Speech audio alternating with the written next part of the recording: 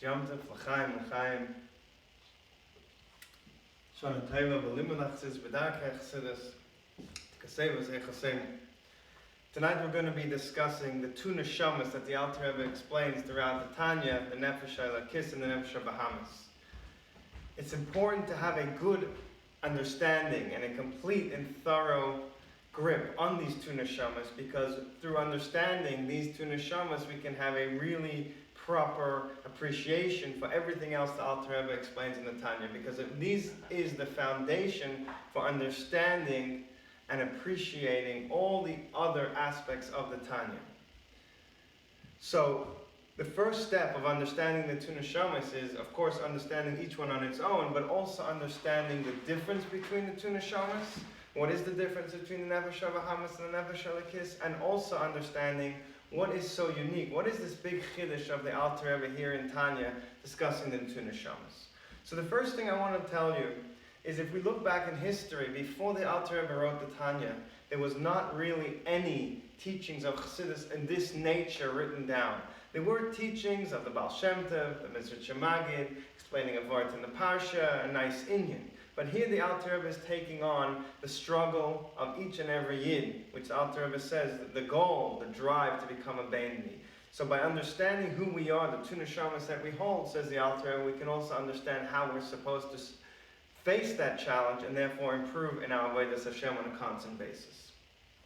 So the first point we need to realize is that you've probably heard about a Yetzer Tov and a Yetzer Hara. The neshamas that we're discussing here that the Alter Rebbe brings in Tanya is not the Yetzer Hara and the Yetzer Tov. That is completely different than this. The neshama of a person is who they are from beginning to end. And therefore when we say that a Yid has two neshamas, a Nefesh HaElokis and a Nefesh HaBahamis, that means that there are two modes of operation, two systems that a person can work on. I can be in my Nefesh HaBahamis state, or I can be in my Nefesh HaElokis state. And each one of those are completely who I am. And as a mashal to understand it, we could think about a computer screen. What's being displayed on the computer screen really depends on what is the operating system in the computer. So we look at ourselves as a screen, and it's our choice which operating system are we plugged into at the moment. Are we plugged into the Nefesh HaBahamis, or are we plugged into the Nefesh HaElokis? And this is a constant question that we are faced with every single moment of the day, because every single action, thought, speech, and everything that we do can be Nefesh HaElokis based or Nefesh HaBahamis based. Yetzer Tov, Yetzer Hara really comes down, putting it briefly, it's a subject for itself, comes to making good and bad decisions. And let's be honest, throughout most of our day, we're not making decisions good or bad. How many times do we walk through the streets thinking, should I steal this, should I not steal this? But when we talk about who we are, which neshama are we working from? So that's, the Alter Rebbe introduces these two neshamas in Perek Aleph. He briefly mentions the Nefesh HaElokis in Perek Aleph, and he speaks more at length about it in Perek Beis. So to understand that, let's have a look at how he defines it. The Alter Rebbe says that we have a neshama, doesn't use the word Nefesh HaBahamis, but he tells us where it comes from. Shtei nefashos nefesh achas misad haklippa v'sitra achra. And that is what we call the Nefesh HaBahamis. What is this Nefesh HaBahamis all about? The answer, in very short, it's all about itself. It cares about itself and continuing its own agenda in life. It wants to get what it can, it wants to feel good, it wants to get away with whatever it can without putting in too much effort. And then you have the Nefesh HaElokis. The Nefesh HaElokis is a Halakha neshama that is connected to the Eibishter, and the only thing it thinks about is the Eibishter, meaning it has no self, it's completely selfless. And what's really powerful about this idea, as the Alter Rebbe says, the second neshama is coming from Kedusha, and he quotes Reb Chaim Vital. Chaim Vital was a Talmud, a student of the Arizal. The Arizal lived in Svas, short while after the Spanish Inquisition, and he was a big Mekubal. What many people don't realize is that he never wrote any of his own Kabbalah. He had his Talmud, Reb Chaim Vital, write down a lot of it. Now, when Reb Chaim Vital wrote his will, his Tzavah, before he passed away, he actually said that these teachings should be put into the grave, into his kever with him. which means that we were never supposed to, so to speak, see these words about the Nefesh Elokis. What happened? How did we get it? After he passed away, his son got reshus from the Rabbanim at the time, and they actually opened up his kever, took out his manuscripts, and that is how we have this idea of the Nefesh Elokis. So we realize how powerful it is. It's a very, very important part of the teachings of Chassidus, starting all the way back to the teachings of Kabbalah. So what is a practical way that we can understand the difference between the Nefesh Elokis and the Nefesh HaBahamis? So I'll share with you an interesting story that happened when I was a young boy, and I thought about it recently, and it gave me some context to understanding the difference and understanding the Nefesh HaBahamis.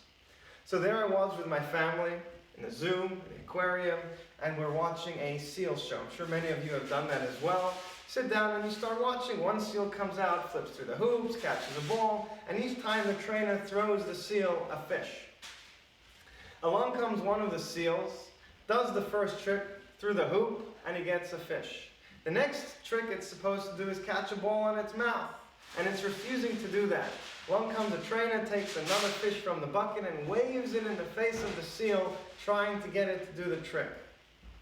But it's refusing. Stubbornly standing there, it refuses to do the trick. A couple minutes later, the trainer's getting frustrated, the show needs to go on. He throws a fish to the seal and calls on the next one to do the trick. That was fun. I had a good time with my family. But recently I was thinking about that, and I was wondering what exactly was going through that seal's mind at the time. Why didn't it perform the trick? Now, it could be that I'll never know for sure, right? But it could be that the seal was thinking, maybe I'm not supposed to be a seal, and maybe I'm not supposed to be doing this trick. Perhaps my mission here in life is not to catch that fish after going through the hoop or catching the ball. Maybe I'm supposed to be doing something else entirely.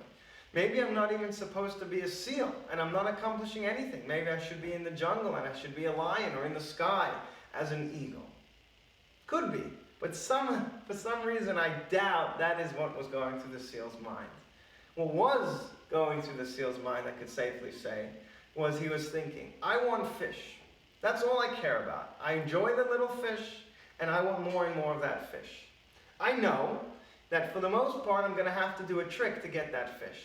But there's also times when I could get away with doing the trick and I could get a fish for free without the hard work. I just have to play it right. So the first trick the seal did, he knew, I better do the trick, gets a fish. Second trick he refuses to do, realizing that at some point the trainer's going to have to go on with the show and to get the fish for free. And that's exactly what the seal did. Do I know for sure? No. But that is what the Nefesh HaBahamis is all about. Seeing what it can do to have a good time, to enjoy itself, to care about itself. Now that doesn't mean it's bad. Many things that a person does for himself or herself can be good, even if they're selfish. So you can be nice to somebody else because that's society. You want everyone to be nice to each other, otherwise you wouldn't be able to live. You want to pay your bills, because if you don't pay your bills, you get in trouble. That's not because I'm good, it's because I feel the benefit that I'm going to get out of it. And that's what it boils down to for the Nefesh HaBahamis. What can I gain over here? Maybe it's not going to be this moment, maybe it's going to be in a few weeks, a few days, but what can I get out of it? And if it's worth it for me, if there's a benefit, then I'll do it. The Nefesh Elokis does not think about itself at all. The Nefesh Elokis is focused on the Eibishter. As the Alter Rebbe says, it is a chelek elokah mimal mamish. It's literally a part of the Eibishter, and therefore it does not think about what it is going to gain. It thinks about what mission, what purpose, for what accomplishments was I sent down here in this world. And now we can understand why there is that constant struggle. Because at every moment of our life, throughout every experience, we're being pulled in either direction. Which operating system do we want to use?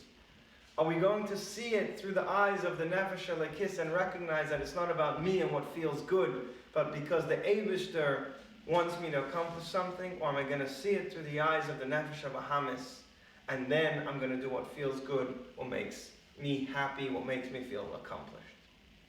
And with that, we can go on to answer so many parts of the Tanya.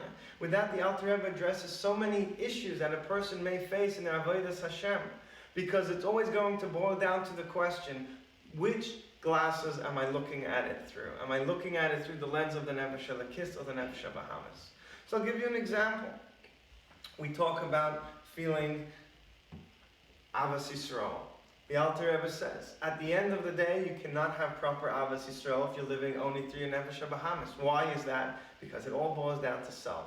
So your connection and your friendship with somebody else will be limited to self.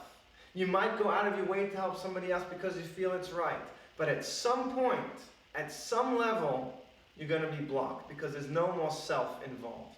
The only way to truly have Avas Yisrael, says the Alter Rebbe, later on in Tanya Perek Lamed Beis, is through the Nefesh Elokis. Because at that point, it's not about what I'm going to gain out of this friendship, what I'm going to gain out of this favor. Rather, it's about what our connection is with each and every other Yid.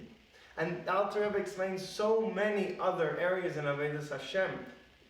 Only when we understand the Nefesh Elokis and Nefesh Bahamis does all of that make sense. And this is why this difference and these two neshamas is the foundation and really the building blocks for the rest of Tanya. So as you learn Tanya, and as you learn Perek by Perek, wherever you're holding, or you review the Tanya, no matter which part you're up to, you'll recognize the way to make it practical is by applying this knowledge of Nefesh Bahamis versus Nefesh Elokis. And then you can make it personal by saying, today, now, this moment, this struggle, I'm going to focus on my Nefesh Elokis. Tzlach Rabba, Good Yom Tov.